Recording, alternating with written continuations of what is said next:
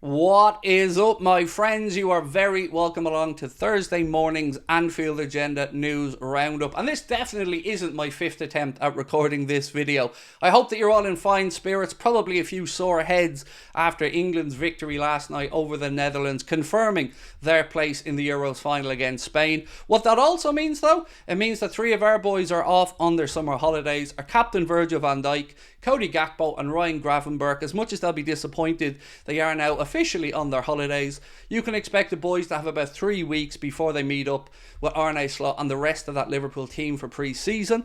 In this video, I'm going to be taking you through the latest on Quaner and Kelleher, what will happen with regards to Liverpool's pursuit of Joao Nez, a little bit on a fixture change, and of course, who's the fittest at Liverpool in pre-season so far. That and lots more over the next few minutes, but of course, I want to know your thoughts, so let me know in the comment section. Drop a like on the video if you enjoy, and please don't forget to hit the subscribe button and also to subscribe to the Anfield Agenda Clips channel. You can scan the QR code in the bottom corner, or there's a link for that in the description.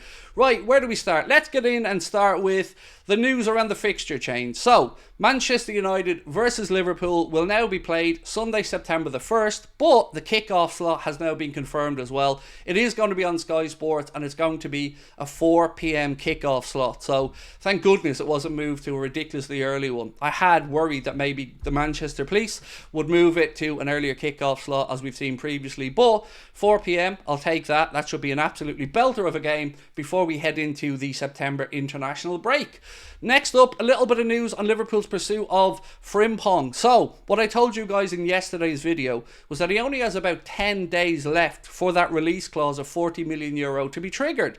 Well, now it seems like many of our fans are going to be triggered because he could be available right now. The Netherlands are out. The communication can open. Should Liverpool get this done? I want to know your thoughts. Reports coming out of Germany suggest that Liverpool are certainly leading the race, but it isn't done and dusted, and until then, we have to hold and wait and see what happens. Look, for me, I'd like Frimpong. I would, but I don't know what's happening with Trent. I don't know what position Trent's going to be playing in, so it might give us an indication, if we go after him, what that future might be for Trent. Will it be midfield? Will it be full-back? But most importantly, will it be a contract extension? I certainly hope so, but I'm interested to see what happens now, because if we don't move from over the next few days, I think we can safely say that by the time the release clause expires, we won't have any interest, because €40 million is a pretty reasonable fee for somebody as young, as talented, and of course homegrown as well in Frimpong. So let me know your thoughts on him. Next up, we know that James Milner used to be the pre-season king.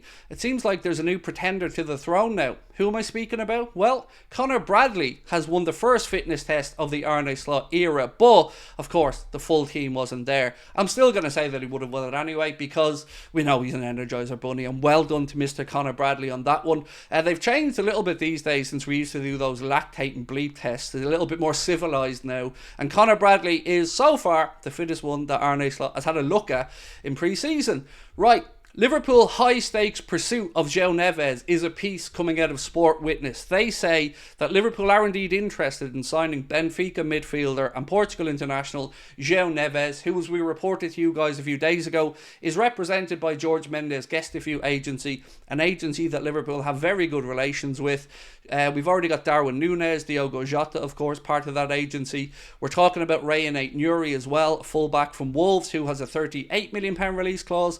This kid, you'd have to pay a lot, and it doesn't look like Benfica are going to move. They want to tie him down to a new deal. He already has a €120 million release clause. So, if Liverpool really are after this guy, he pretty much must have ticked every box on Richard Hughes and Arne Slot and Michael Edwards, Will Spearman, everybody else that does any analytics and data. This kid, if we trigger that release clause, must have ticked every single box. As of right now, I'm still to be convinced of how strong this interest is, but I'm sure that will become apparent over the course of the next week or two as Liverpool finally start to dip their toes in this summer transfer window. Right, Tyler Morton. Bit of a mixed signals regarding Tyler Morton and his future. This piece I'm about to read out from BBC suggests that Tyler Morton will not leave Liverpool this summer, despite many other journalists putting a price tag on his head of about £20 million.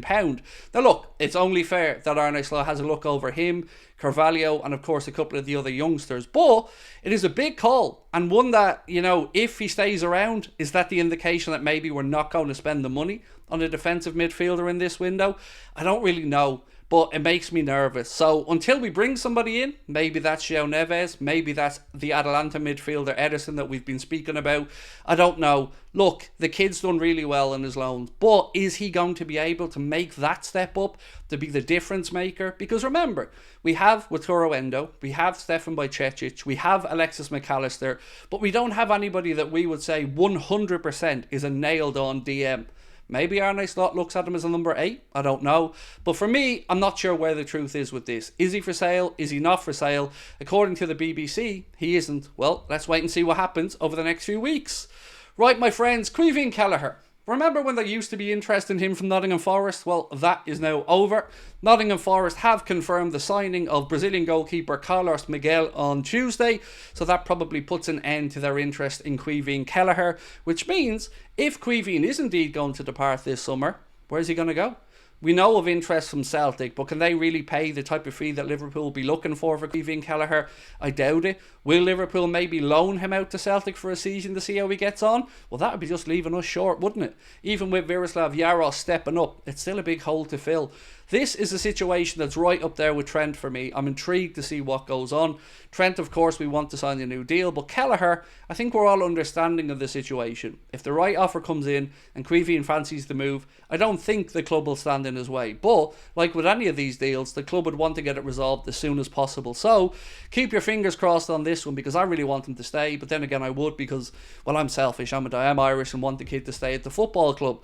There is lots of interesting stuff coming up on the channel over the next 24 or 48 hours. We're recording with a journalist later on this evening, so do keep an eye out for that video, which will be dropping tomorrow morning. I'm not going to tell you quite what journalist that is yet. I'll let you figure that one out when you see the video.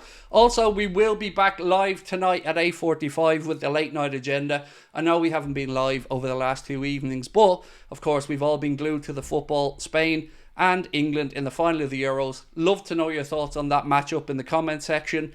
Yes, England did have the easier side of the draw, but they did their job. First time ever they've reached a final on foreign soil, because of course 1966 and the Euros, the last Euros, were both in England. So can they do it? This Spain team looked very good to me. And Yamal, what a player he's been. Have to give a little mention out to Ollie Watkins. What a goal that was. You know, when you want a big man, you took Kane off and Ollie Watkins steps up and scores. So let me know your thoughts on the final. And of course, I'm looking forward to catching back up with you all tonight at 8:45. Until then, enjoy your hangovers, English fans. And I will talk to you later on tonight. Really do appreciate your support as always. Don't forget to let us know your thoughts in the comment section. Drop a like on the video if you've enjoyed it, which of course I hope you have. And I will catch up with you tonight, 8:45. Until then, bye-bye.